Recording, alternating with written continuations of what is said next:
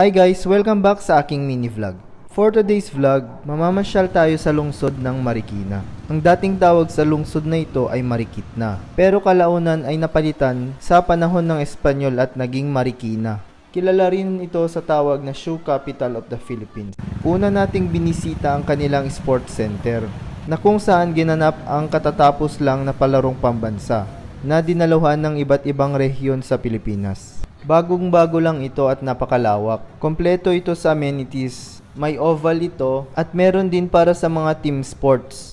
Syempre hindi mawawala ang food trip. Binisita natin ang P-Donuts kung saan ang may-ari nito ay sikat na artista.